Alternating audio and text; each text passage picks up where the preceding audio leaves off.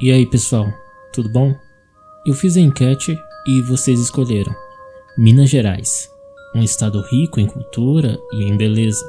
É comum se deparar ainda com cidadezinhas de ruas de pedra, igrejas do período barroco e casarões da época da colonização.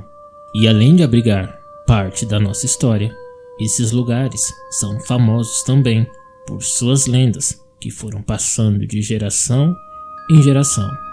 Hoje você vai conhecer algumas delas.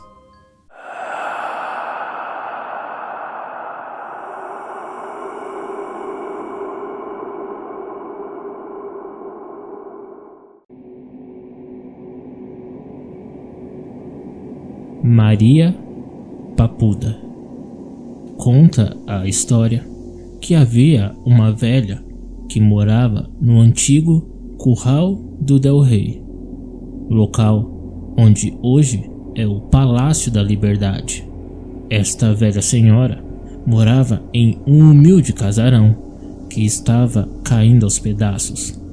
As pessoas tinham medo dela e falavam que a senhora, na verdade, era uma poderosa feiticeira.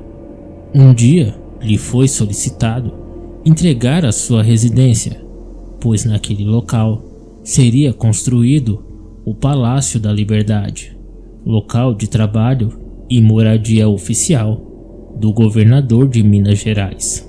Maria Papuda então se recusou a entregar o terreno de sua moradia, dizendo que de lá só sairia à força.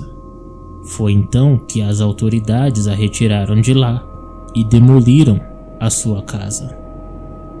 Maria Papuda, tomada pela raiva, rogou uma praga onde seria construído o palácio. Segundo ela, quando a sede do governo fosse inaugurada, no local não haveria sossego. Aparições seriam frequentes e mortes ocorreriam. Após a demolição, Maria Papuda simplesmente sumiu.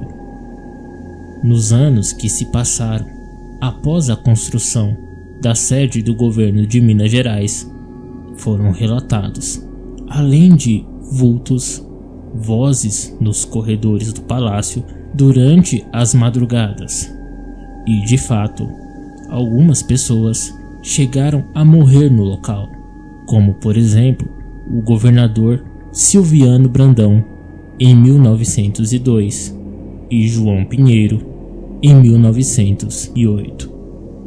Foi então que na década de 50, durante o seu mandato, Juscelino Kubitschek, com medo desta maldição, mandou construir um outro local para servir de residência oficial aos políticos da época, o Palácio das Mangabeiras. Já na década de 60, foi sugerido sem sucesso pelo governador Israel Pinheiro a demolição deste prédio para evitar que mais tragédias ocorressem. Tancredo Neves também temia a maldição da Maria Papuda.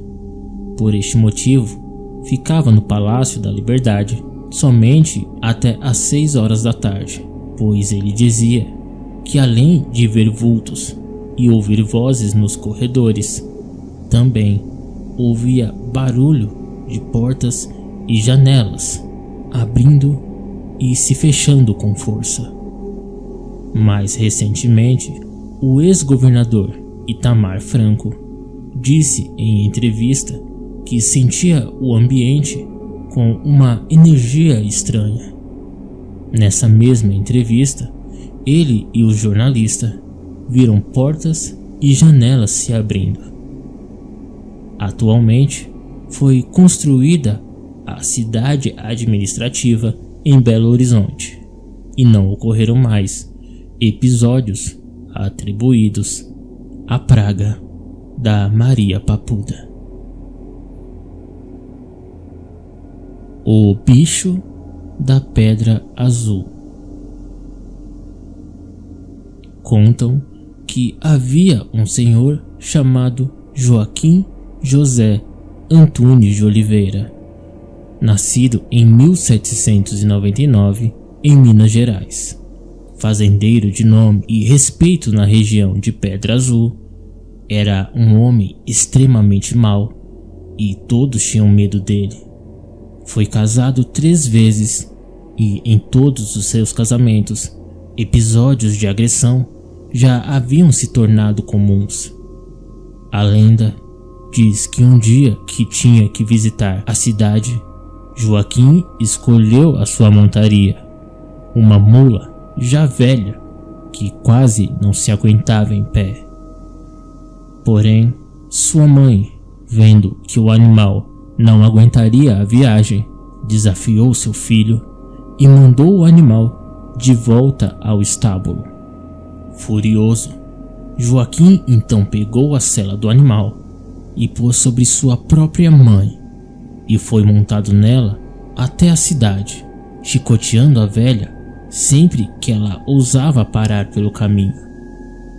Chegando na cidade, a mãe, quase sem forças, jogou uma praga no próprio filho, que ele morreria logo e de uma grave doença.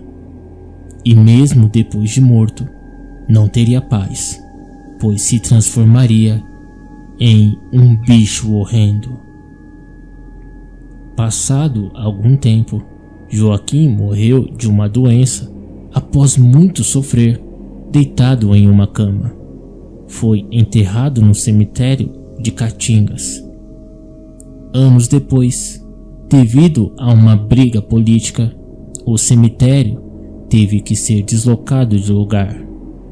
Alguns dias após a mudança do cemitério, notaram que sob o túmulo de Joaquim apareceram misteriosas rachaduras.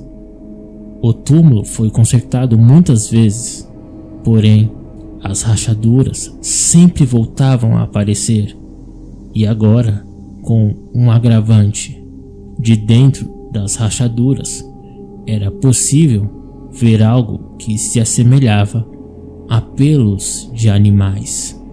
Isso, associado ao sumiço de animais próximos à região, culminou em uma lenda. Dizem que durante a noite a tal criatura, outrora um ser humano, forçava sua sepultura e saía para caçar, buscando respostas para o seu sofrimento pela praga rogada por sua própria mãe. Há diversos relatos de pessoas que acreditam terem visto o bicho de Pedra Azul, ou como é conhecido por outros nomes, bicho da fortaleza. Quem o viu o descreveu como um grande cachorro de pelos negros, olhos vermelhos como sangue e dentes afiados. Fazenda Zagaia. Durante os períodos de forte extração do ouro e de diamantes, houve um tempo que, devido ao aumento da população, começou a faltar produtos básicos como os alimentos, sendo necessário que alguns homens fizessem esse trabalho de comércio a grandes distâncias, levando alimentos e produtos para vendas. Esses homens eram chamados de tropeiros. Certa vez, um tropeiro e seus 2 filhos empreenderam uma viagem, levando, além de mulas, 3 carros puxados por bois, conduzidos por escravos, partindo de Desemboque, cidade que na época era um grande ponto comercial, tendo como destino São João del Rei. Passado alguns meses, os 3 tropeiros não retornaram do seu empreendimento.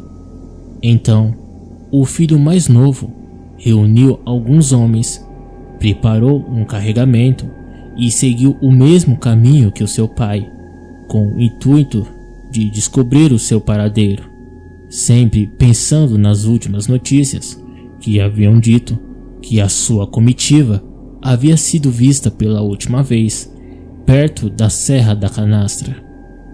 Depois de muitas léguas de viagem, a comitiva do filho mais novo chegou no único lugar no qual eles poderiam descansar, sendo esse uma grande fazenda onde também funcionava uma estalagem.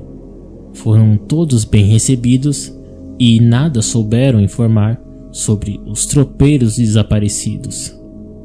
Uma refeição foi servida por uma jovem escrava que acabou encantando o tropeiro, onde, antes de seguir viagem, em uma oportunidade, encontrou a moça na cozinha e a presenteou com um corte de chita, que, para quem não sabe, é um tecido com estampas florais, e um pedaço de fumo de rolo, combinando de encontrá-la quando fizesse o caminho de volta. E assim, a moça observava com lágrimas nos olhos o tropeiro e sua comitiva indo embora. Após semanas e com os bolsos cheios de dinheiro das bem-sucedidas vendas, o tropeiro e sua comitiva voltava pelo mesmo caminho. Foram convidados pelos donos da estalagem para pousar lá e descansar da viagem, oferecendo os melhores quartos e comidas por um preço bem abaixo do normal. Ao perceber que o tropeiro havia voltado, a escrava o encontrou sozinha e, afoita, pediu para que ele à noite não deitasse na cama, e sim abaixo dela. O tropeiro achou estranho, mas decidiu acatar o pedido da bela escrava. Mas antes soube da real verdade sobre a fazenda conhecida como a Fazenda Zagaia. Esta fazenda servia como ponto final para muitos tropeiros que voltavam com os bolsos cheios de dinheiro e cansados, que ao pernoitar pagando um valor razoavelmente baixo, eram assassinados por uma zagaia que caía em suas camas. Zagaia era uma enorme peça de madeira com pregos por toda parte, que ficava escondida próxima do telhado, sendo segurada por uma corda que podia ser controlada pelos donos da fazenda.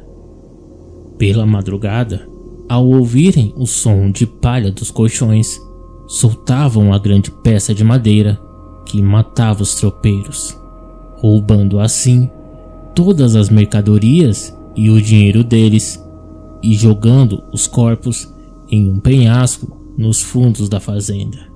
Ao ficar sabendo que esse tinha sido o destino do seu pai e dos seus irmãos, o tropeiro filho, junto com a jovem escrava, reuniram os homens e, com a vingança nos olhos, naquela mesma noite, matou o fazendeiro e todos os envolvidos, apenas poupando a escrava, a qual levou consigo, terminando assim uma série de assassinatos e desaparecimentos documentados no Chapadão da Canastra.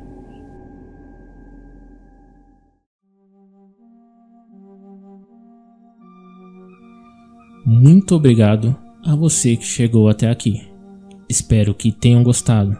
Tem muitas e muitas lendas de Minas Gerais. É provável que eu vá soltando aos poucos no decorrer das semanas. Para a próxima semana, vocês já sabem, deixem aí a sugestão de estados que eu farei uma enquete para que vocês escolham. Um abraço e até a próxima.